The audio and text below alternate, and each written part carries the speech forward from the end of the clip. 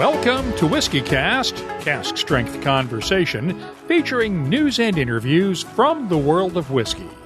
I'm Mark Gillespie. This is episode number 911 for December 13th, 2021. Coming up in a few minutes.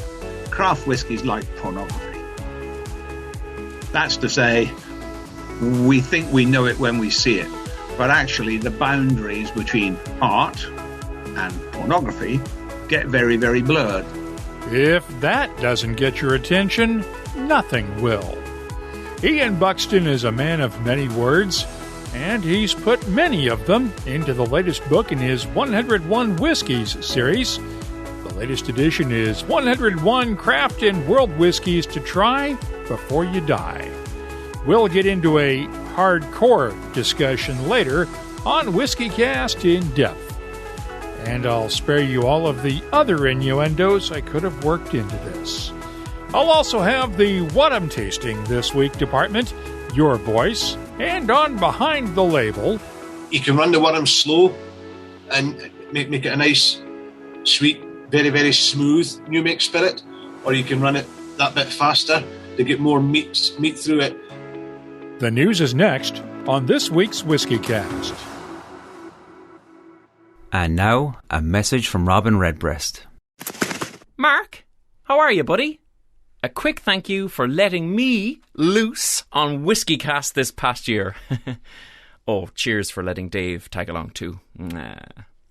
And happy holidays from all of us at Redbreast. We'll see you in Cork again soon, but until then, sláinte. Proud sponsor of WhiskyCast. Redbreast.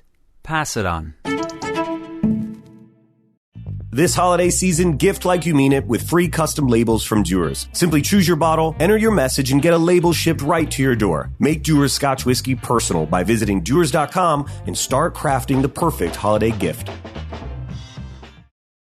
Let's get started with the news. It's brought to you by the Dalmore. While we usually stick to news about whiskeys, every once in a while the real world sneaks up and reminds us that there is much more to life than just whiskey. The death toll continues to climb in 8 U.S. states following Friday night's devastating tornadoes. Estimates stand at more than 100 people killed, with at least 64 confirmed so far in western Kentucky. 105 people remain unaccounted for as of Monday afternoon, according to Governor Andy Beshear. At last report, no distilleries were damaged in the tornadoes, but that is little comfort. According to Eric Gregory at the Kentucky Distillers Association, distillery workers were among the many people who lost their homes, and there were many more affected. Last month, we introduced you to Tom and Kim Bard, the owners of the Bard Distillery in Graham, Kentucky. This is part of a video that Tom Bard posted on YouTube Saturday night. The little town next to Graham, where our distillery is called Bremen. It's where Kim used to be a school teacher for quite a while, and it was essentially destroyed. So last night, Kim and I, along with many people in the community, went to assist any way we could, because around here, we're a small area, we're rural, so it's all hands on deck when something like this happens. So we spent last night doing search and rescue. We had chainsaws in hand trying to assist responders to get to houses and get to people who needed help. So that was last night. And then as the sun came up to where we could see better, a lot of it at that point transferred to search and recovery. So that's what Kim and I were doing this morning. We were part of recovery teams, and sadly, we succeeded. We lost quite a few people. And if you've never experienced something like this, which I haven't to this extent, when you're walking through the rubble,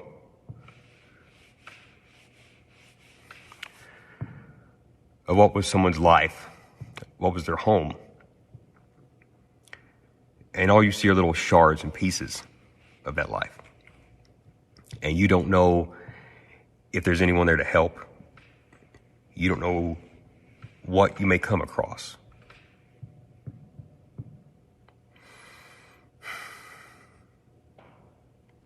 It lets you know real quick that this is real. And like I mentioned earlier, we lost some friends last night. And a lot of our friends lost family last night. And many, many other people we know, not just in Muhlenberg County and Bremen, but also in other areas that were hit very hard by this storm in Mayfield, Kentucky. And then a very good friend of ours lost his home near Kentucky Lake. Thankfully, he and his family are okay. But a lot of devastation, a lot of tragedy. Here is how you can help. The Kentucky Distillers Association, our colleague Fred Minnick, and the Bourbon Crusaders have already started organizing a charity bourbon auction to raise money for relief efforts in western Kentucky. The online part will start Thursday, with a live-streamed auction next Tuesday on the 21st to wrap it up. I'm going through our whiskeys here to see what we can donate for the auction, and if you are in a position to help, please consider either donating a bottle for the auction or by bidding in the auction itself. We have a link for more details in the show notes for this episode at WhiskyCast.com, along with a link to the Western Kentucky Tornado Relief Fund that has been set up by the Governor's Office. In other news, earlier this year, we debunked Breckenridge Distillery's marketing claim to be the world's highest distillery, at least in terms of altitude. That title belongs to a distillery in South America.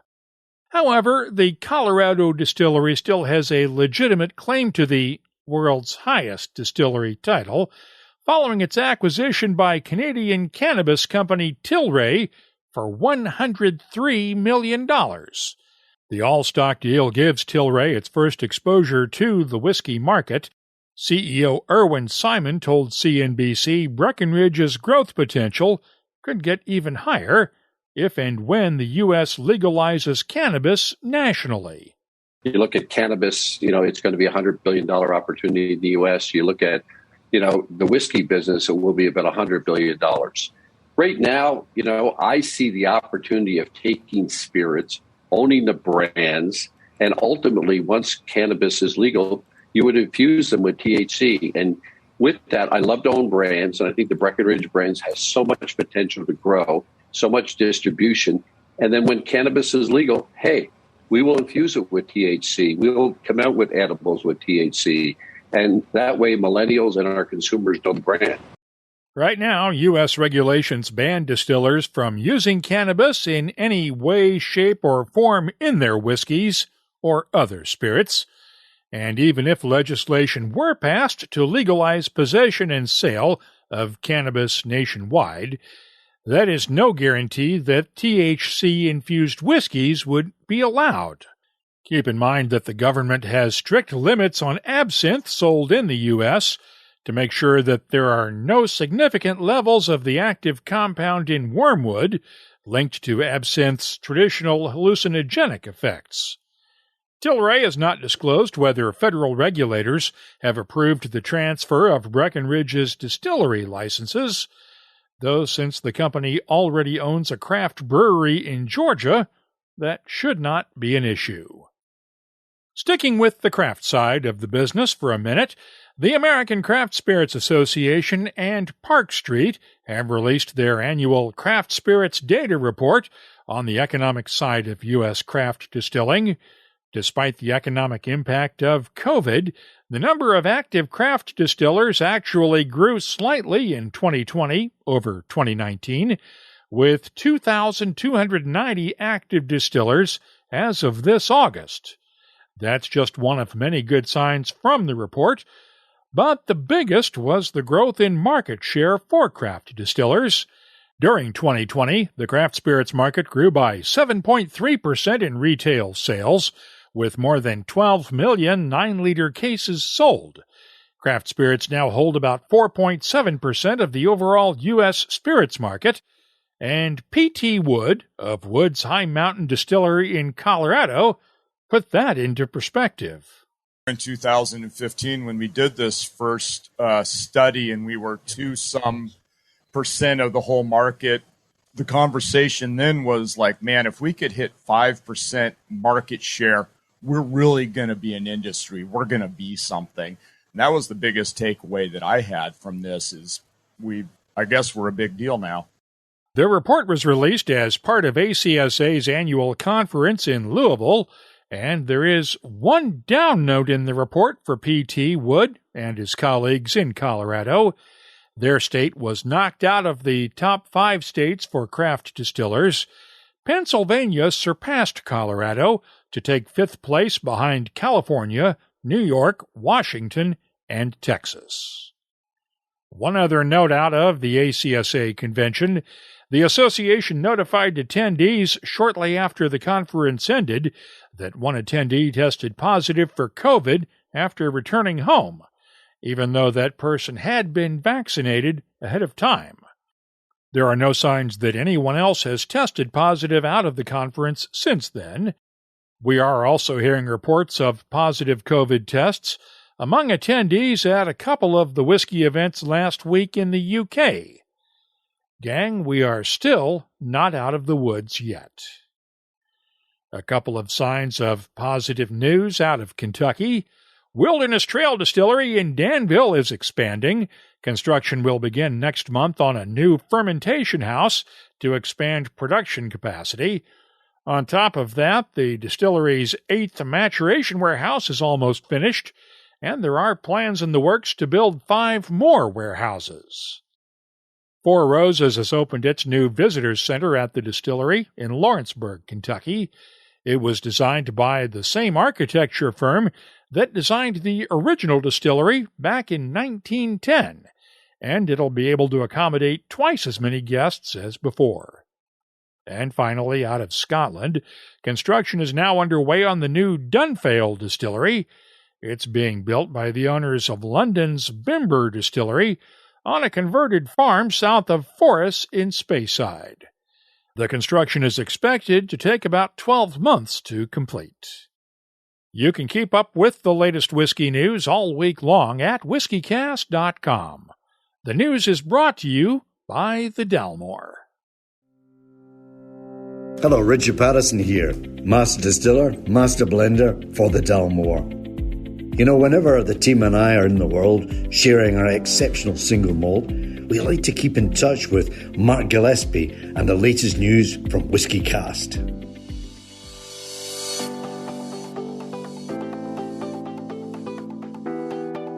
Time now for the WhiskyCast calendar of events brought to you by Catoctin Creek Distilling. First, a quick update on next month's Victoria Whiskey Festival in Victoria, British Columbia. Tickets for local attendees will now go on sale this coming Sunday, December 19th. Those coming from out of town can now get ticket and hotel packages through the Hotel Grand Pacific in Victoria. Before then, though, Westport Whiskey and Wine in Louisville, Kentucky will offer you the chance to dip your own bottles of Maker's Mark this Saturday.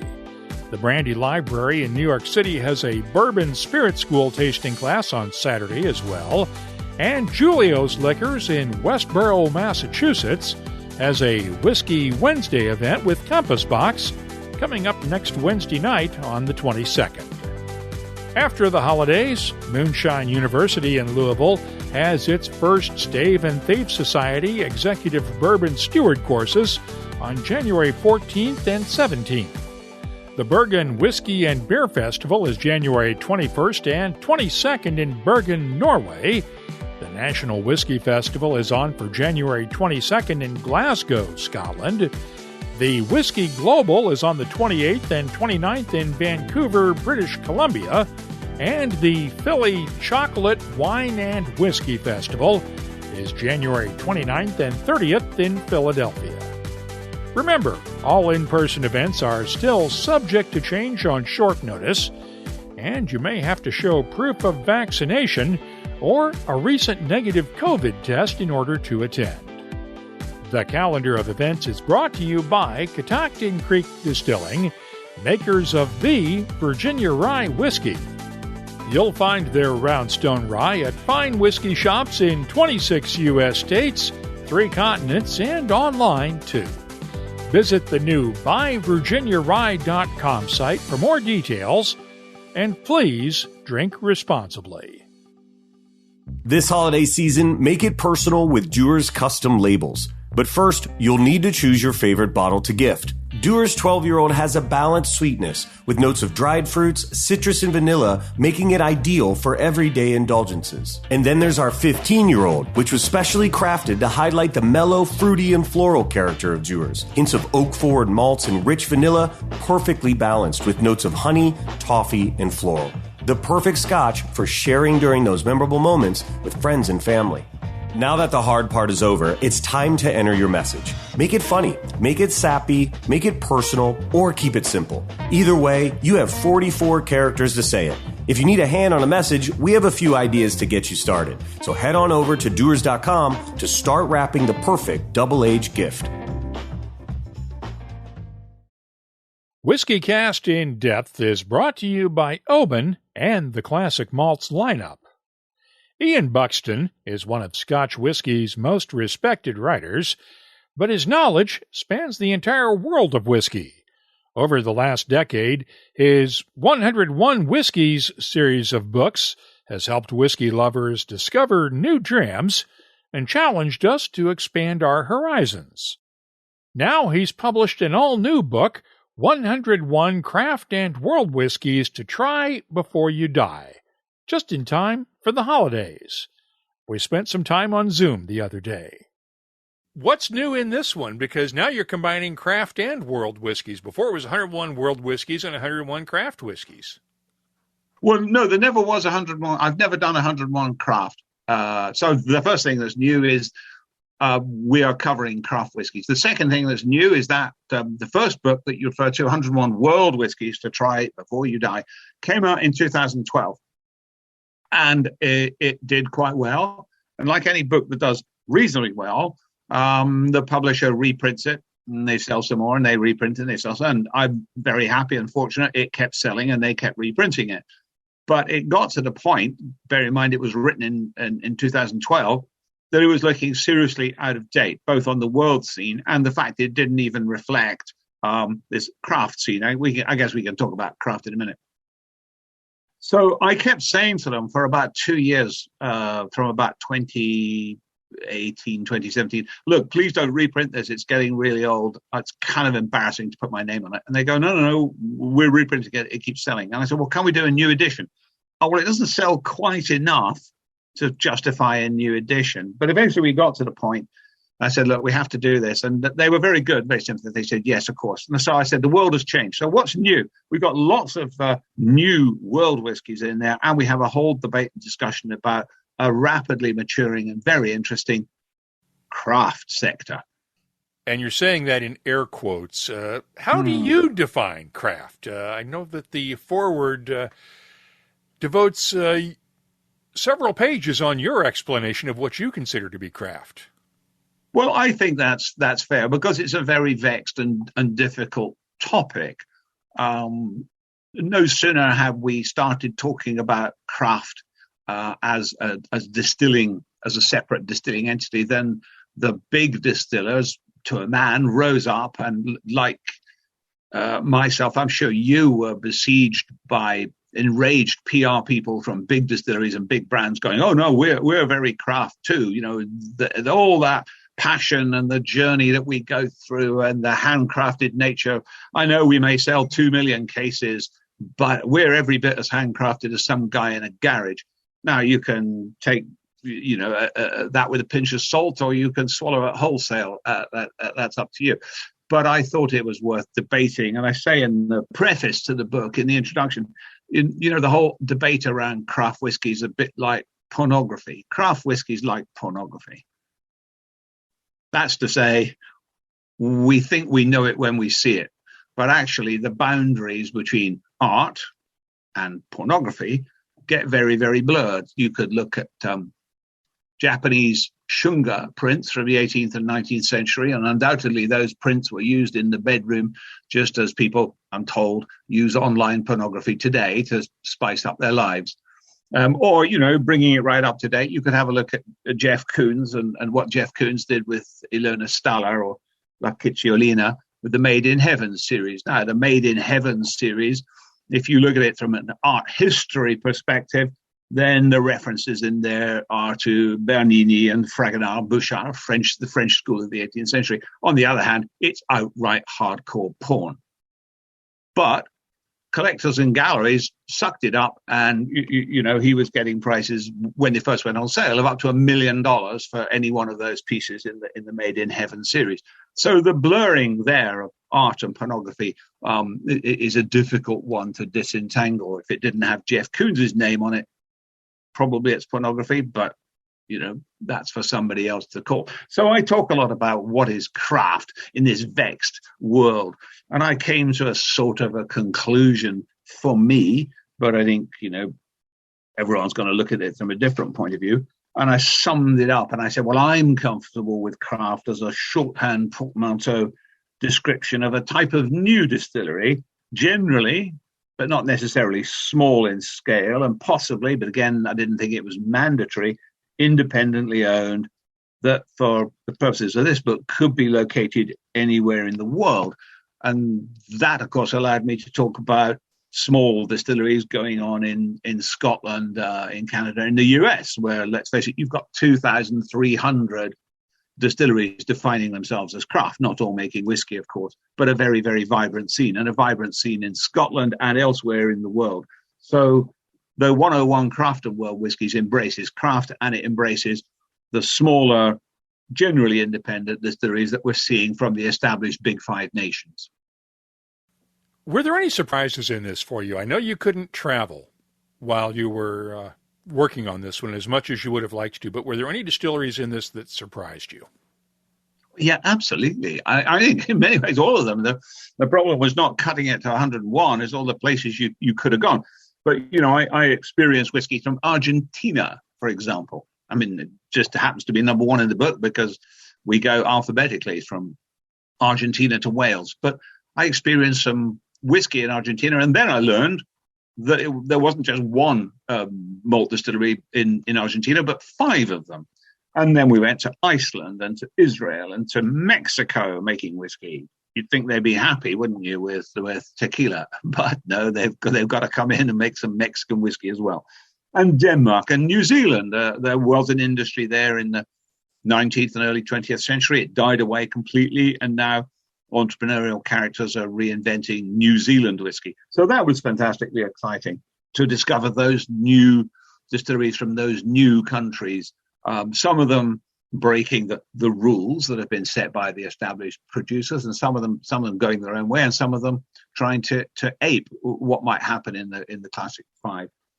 It's also exciting, to talk about people who are exploring different grain varieties. So, for example, from Australia, there's a guy at a distillery called Adelaide Hill using native grain from Australia. So just as in Scotland, we always made whiskey from barley, and indeed, if you go back to the 19th century, from rye as well, which is interesting. We'll come back to rye in a moment. So he's looked, and the early settlers in the US, well, they didn't have barley, so what did they do? They turned to corn. So this guy in Adelaide Hills and Australia, he's looking at the native grains, the cereals which grow in Australia, and say, well, that's what we would distill with here. Exciting. People in the US, Koval, there you go, Koval making whiskey with millet and wheat.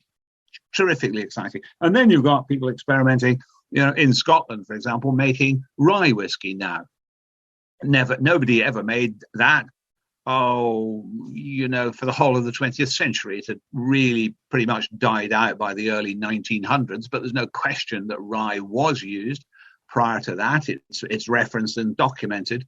It's just that it's not in the rules and the regulations, but people are making single grain. That's at a distillery called Arbiki up on the East Coast. Exciting new distillery. And equally, the guys at Inchdernia are making a rye whiskey style as well. So all of this experimentation, this breaking of the rules, this experimentation in new styles, has been enormously exciting. There's a huge amount to explore, and I think hopefully the book scratches the surface and it will engage people's interest and encourage them to go further themselves. And when you talk about rye, I got a bottle sitting on my desk right now from this little small brand called Johnny Walker that is a high rye whiskey. I'm going, you're looking at this and you're going, wait a second, we just broke a whole 200 years of tradition with this one. There you go. But, do we see this as the influence that the craft movement has had on the very, very big brands? I mean, why else would they do that if they didn't have the irritant factor of small craft brands questioning orthodoxy and exciting consumers to try new and different things? So if you're a big brand, you've got to respond to that. And, the rules maybe go out the window when the market dictates it. Interesting philosophy. I'm just wondering, go ahead. The Scotch whiskey industry hasn't been slow to change the rules if they thought there was a market. You might say there was a gap in the market for whiskey flavored in mezcal casks. When they discovered there was a market in the gap, then those rules got changed pretty damn fast. And I just see something like the Johnny Walker High Rye coming from that philosophy. It's market and consumer driven. And, fantastic. If the consumer wants it, let's try it. If it's no good, it won't last. If it's good, if there's a place for it, people enjoy it, then it just adds richness and variety to all our lives. And that's the key here is that I hate to use this term, it gets overused all the time, but golden age. But we're really sort of in another sort of golden age of whiskey making with all these irritants, as you like to put them, of the craft guys putting a burr under the saddle of the big fellas and forcing them to change the way they do things. I think that's right. I think the funky word they would like to be called is disruptors. That's what people call themselves these days. When they go out on crowdfunding and they're looking for money, we're a disruptor. But, good for them. All strength to their elbow. I think, yes, it is a golden age. It's a golden age, in my opinion, with only one irritant, only one thing which is going wrong, which is the ghastly arrival of investment and people being lured into buying casks as investments, which I'm enormously skeptical about. And you and I have spoken about this, and a number of other people have rung judicious warning bells. You and me both are skeptical on that front. Very, very skeptical. This is going to go badly wrong, and it's only a matter of time, and it will be the small people who get hurt. But there we go. Whiskey industry has been around this before in history.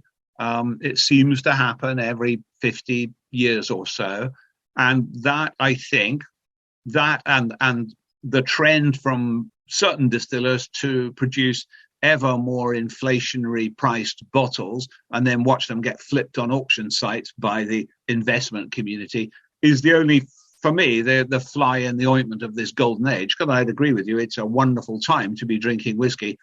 A super wonderful time if you've got a huge deep pocket.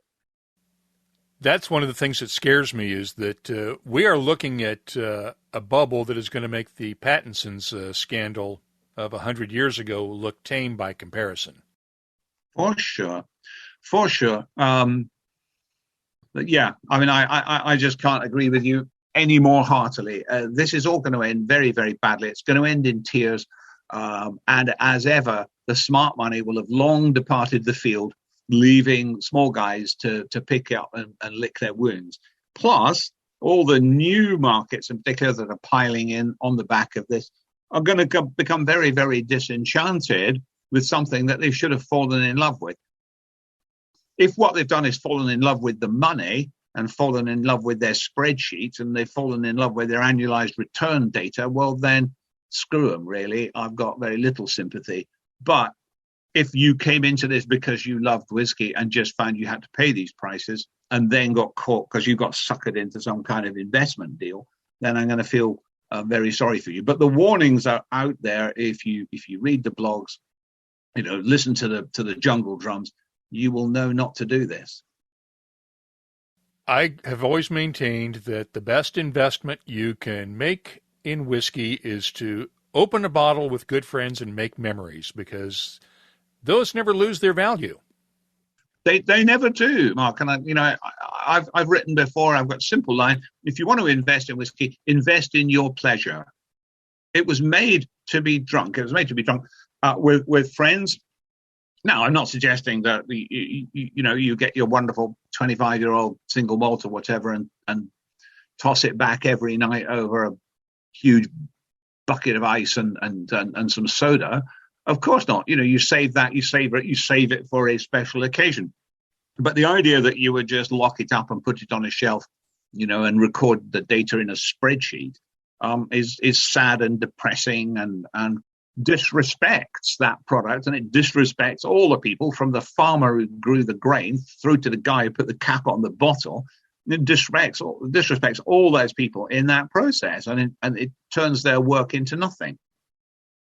You want to invest in whiskey. There's lots of quoted companies you can buy on the stock market, and you can put their shares into the pension plan. And actually, over the last few years, those quoted companies have done very, very well. Or if you want to take a punt, there are lots of new companies starting up. You can go on crowdfunding sites, or you can go on Investor and invest your money that way into supporting someone's hopes and dreams to build a new distillery. And you might do very, very well with that.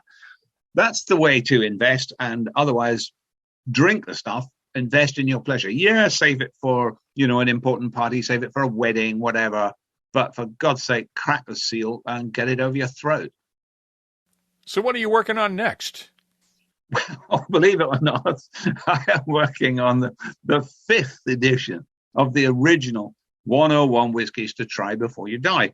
And that one, the publisher is very, very supportive of the idea that every 3 years we refresh it. So I'm working on that right now for a refreshed, completely new edition of 101 Whiskies to Try Before You Die, the sort of core book in the 101 series, if you will, which will be out in time for the holidays, 2022. One thing I want to share with you before we go. There is a club that we honored several months ago as our Whiskey Club of the Month up in the Montreal area in Canada, Club 101.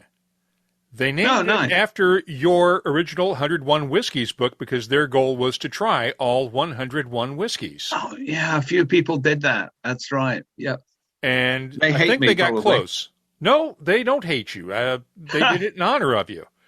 How fabulous. I didn't know if you'd heard about that or not, but they wanted to try those 101 whiskeys, and I think every time the new book comes out, they keep trying to track down the next ones in it. Oh, that's fantastic. That's great, Mark, and thank you for that. Because I have deliberately a very low, non-existent social media profile, I don't tend to pick up all of these things, and sometimes people find it hard to get in touch with me. So I'd love to hear from them. And I think what they're doing is absolutely in the spirit of the book and in the spirit of whiskey. And I'll be connecting Ian with the members of Club 101 in Quebec soon.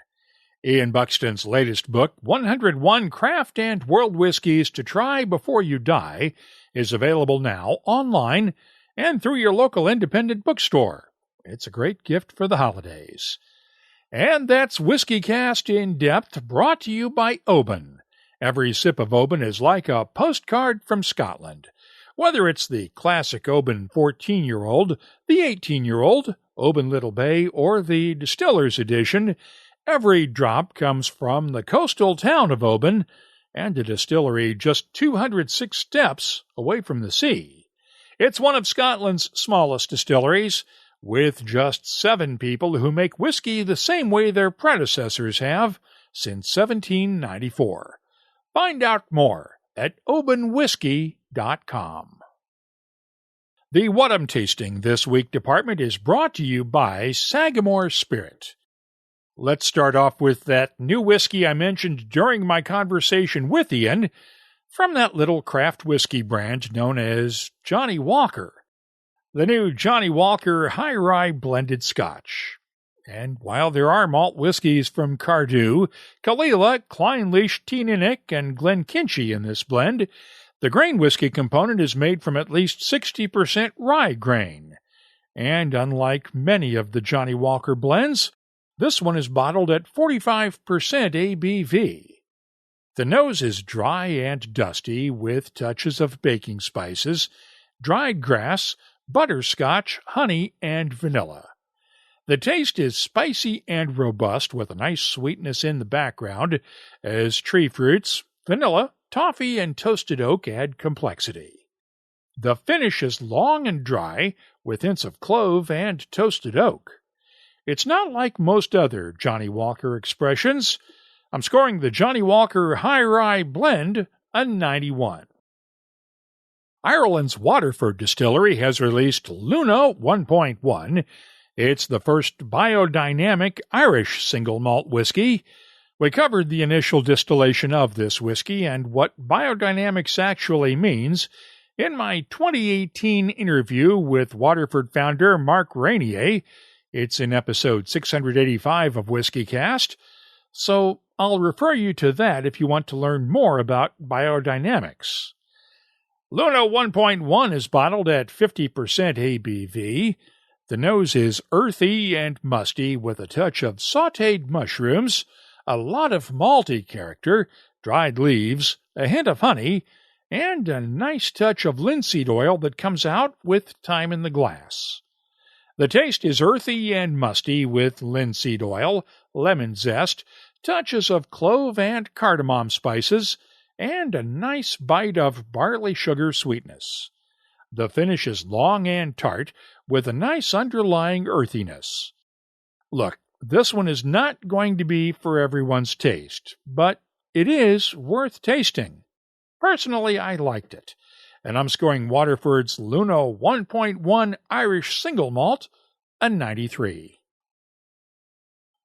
I'll have more tasting notes in just a minute, but first, this week's tasting notes are brought to you by Sagamore Spirit Rye Whiskey.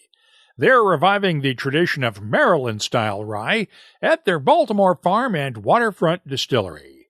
In-person tastings are available once again at the distillery in Baltimore, but you'll also find a variety of virtual tours, tastings, and other experiences at the Sagamore Spirit website. Visit sagamorespirit.com and please drink responsibly. We featured Iowa's Cedar Ridge Distillery a year ago last month in episode 846 of WhiskyCast. The Quint family's latest batch of its Cedar Ridge American Single Malt is now available. It's called the Quint Essential and uses a Solera-style system for maturing the whiskey. It's bottled at 46% ABV. The nose has a lot of fresh peach aroma right off the top, along with apricots, hints of tropical fruits, dried flowers, and touches of vanilla and butterscotch. The taste starts off with peach nectar, followed by a slow build-up of complexity as baking spices, tropical fruits, and a touch of smoke all come alive at different points. The finish is long and equally complex with a nice fruitiness, gentle spices, and a hint of smoke. It really is one of the most complex whiskeys I've tasted in quite a while. I'm scoring the quintessential Cedar Ridge American Single Malt a 93. Finally, one of the whiskeys that Chicago area distillery Fuse Spirits has released in the last couple of months, around its 10th anniversary, was its first ever bottled in bond bourbon. You know the usuals, at least 4 years old and 50% ABV. The nose on this one is nice and sweet, with touches of caramel, brown sugar, honey, red apples, peaches, and just a hint of vanilla.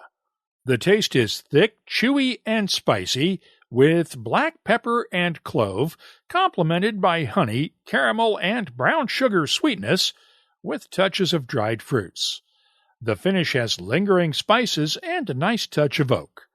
I'm scoring the Fuse Spirits Bottled in Bond Bourbon a 93. The What I'm Tasting This Week department is brought to you by Sagamore Spirit. I'll be adding these tasting notes to our searchable list of more than 3,200 different whiskeys from all over the world. Check it out this week at whiskycast.com. And now, a message from Robin Redbreast. So, In Spain, they call Redbreast Petit Roco. It's me, but a touch more exotic. Kind of like a Redbreast PX edition. Finished in Pedro Jimenez casks, adding a velvety and decadent dimension. You know, I won't lie. A climate like this makes me wish I was a migratory bird. Proud sponsor of WhiskyCast. Redbreast. Pass it on. Let's open up the inbox now for Your Voice, presented by Cannabis, Islay Single Malt Scotch Whisky. Last week, we welcomed the Dalmore as the new sponsor for the news segment on WhiskyCast each week. And, of course, we appreciate all of our sponsors. Michael Barris of Maryland posted this note on our Facebook page. I appreciate your sponsors, but your talent is what makes WhiskyCast great. Thank you for the many years of excellent information about whiskey. Well, thank you, Michael. I try not to read too many of these compliments on the show because, as far as I'm concerned, it really is all about the whiskey. Now, our good friend Tyrone Cote tweeted this from Halifax, Nova Scotia. Hey, Mark, I'd love to hear you interview Dr. Don Livermore at CDN Whiskey Doc. He just released 2 books. He's a fountain of knowledge and ... he's a huge hockey fan. Well, under normal circumstances, I'd be catching up with Don next month at the Victoria Whiskey Festival. But since these times are anything but normal, I'll get in touch with Don and see what we can do. And just one quick note. There's a lot of talk on both social media and in press releases about so-called world record prices at whiskey auctions. I take those with, as Ian Buxton said during our conversation earlier, a pinch of salt. And really, I'm surprised that no one has tried to claim a world record price for a bottle of whiskey sold at auction by a left-handed, red-headed auctioneer so far. There is only one, quote, world record auction price that we recognize at WhiskyCast, and that is the one certified by Guinness World Records. The current record is 1,452,000 pounds, that's about $1.8 million, for a bottle of the Macallan Fine and Rare 1926 60-year-old single malt that sold at Sotheby's in London back in October of 2019. Anyone can claim a world record, but unless it's independently verified and certified, we're not going to recognize it. If you have a question, suggestion, or anything else you'd like to share with whiskey lovers from all over the world, you can always find us on Instagram, Facebook, and Twitter at WhiskyCast.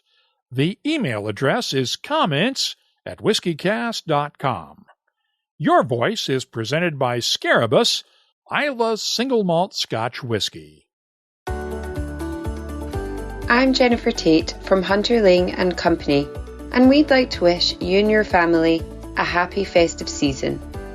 Our Cannabis Islay Single Malt Scotch Whisky makes the perfect holiday gift for toasting by the fireplace.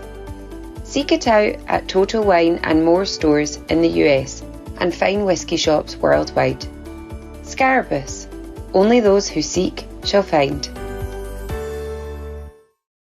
Let's wrap things up now with Behind the Label, our look at the history, science, and people that make whiskey unique. It's brought to you by Writer's Tears. When you're making whiskey in a pot still, the alcohol vapors rise to the top of the still and then over what's called the line arm. It's that big bend at the top, and the size and angle differ from distillery to distillery. At that point, the distiller needs to condense the vapors back into liquid form.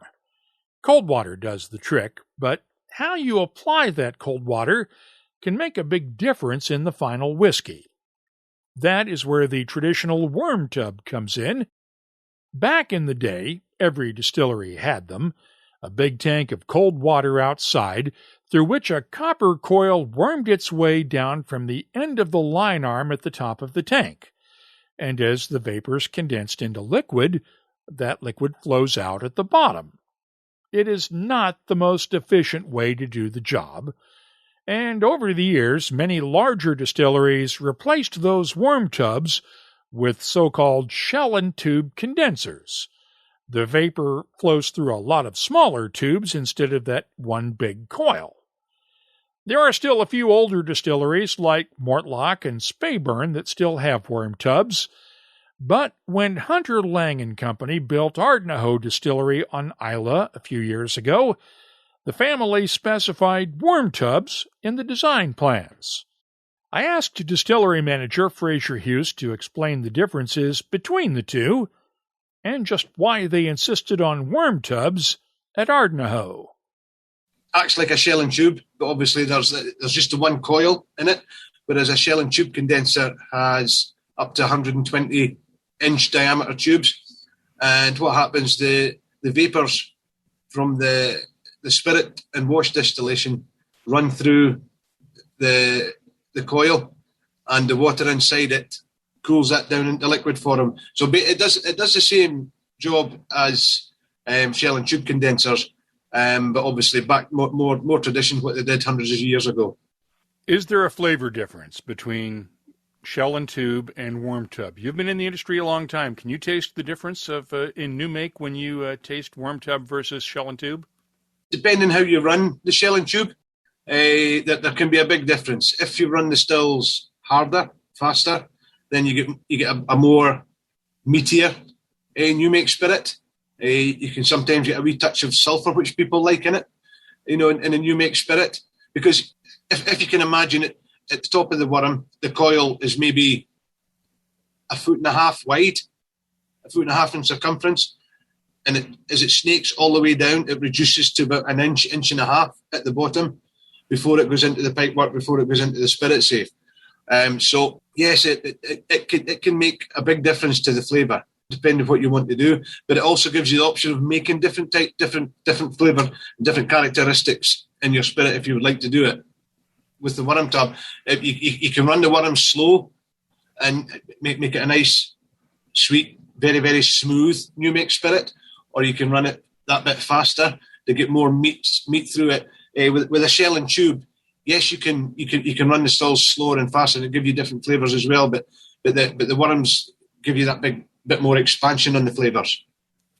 Worms really fell out of favour because of the accountants, right? Yeah, they are. They're very expensive to manufacture and very expensive to to put into the plant. But it's back to tradition, guys. It's to me, it's the way it should be. I've been in the industry a long time, and to me, tradition's at my heart. You look at the whiskies you're tasting now from when the worms were in to now, they're absolutely fantastic whiskies. Now, why was the decision made when Ardnahoe was a new build several years ago to do worm tub instead of shell and tube? Because we don't see worm tubs going in to modern distilleries today. On the second part of your point there are more worm tubs going in now, and there's distilleries retrofitting worm tubs because they want that bit of a difference to the new make spirit. But the decision was taken here basically because, listen, we wanted to produce an iconic Islay new make spirit, heavily peated, which is synonymous throughout the world, but we wanted to be unique. Now, how can you be unique? Well, one of the points is changing from shell and tube to worms, because it can give you that bit more in depth, more of a depth of a spirit. It can give you that bit more beefier note if you want to produce that. Getting back to cost, we could have put in 3 shell and tube condensers as opposed to 1 worm tub. So no, they are very expensive, and maintenance, say about 7 to 10 years time, would look to maintain them more regular than what the shell and tube were. But listen, hey, you're not going to get the flavours that you get, from a worm. I almost hesitate to do this because you're one of the few people that has tasted 3-year-old Ardnahoe Spirit that's now whiskey just a few weeks ago. But when you compare that against, say, the Spirit, the whiskey that goes into Hunter Lang's Scarabus Islay single malt, which comes from another undisclosed distillery on the island, can you taste the difference? Yes, you can. to put it bluntly. Yeah, I mean, I've got a wee sample in front of me, and I'm opening up the bottle just now, and the nose on it is sublime. It's an abundance of tropical fruits. I know you're meant to taste the sweetness, but you can smell the sweetness in there. And to taste it, you don't get the normal harshness of you would expect from a whiskey so young. No, from a 3-year-old. It is smooth. It is creamy. It's quite viscousy, but it's fruity and sweet and phenolic all at the one time. The phenols, if the phenols aren't there in your face, but it comes up in layers.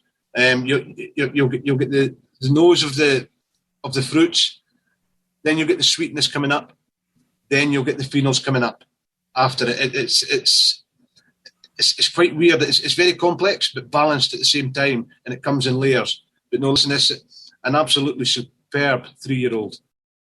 And then the Scarabus is different how at 3 years? Well, the Scarabus is different. It's the phenols, the peat is more pronounced in the Scarabus. It's still very fruity and it's still sweet, but I would say that the phenols are more pronounced on the nose in the Scarabus than it is in the Ardnahoe 3-year-old. Nothing wrong with either one, obviously. It's a matter of taste.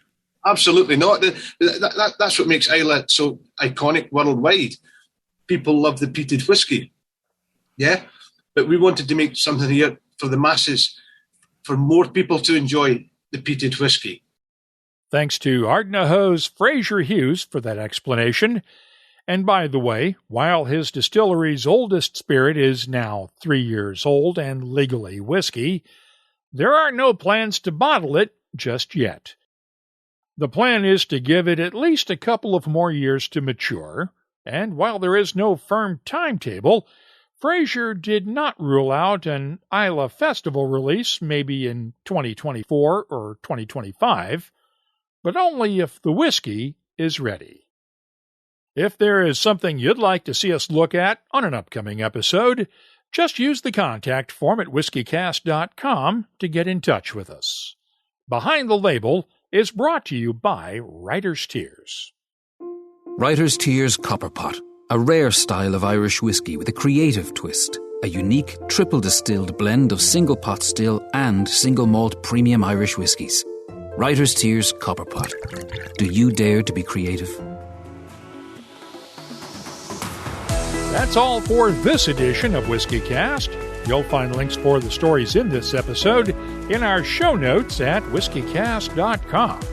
That's also where you'll find the latest whiskey news, my tasting notes, the calendar of events, the whiskey photo of the week, and a complete archive of all of our past episodes that goes back all the way to 2005.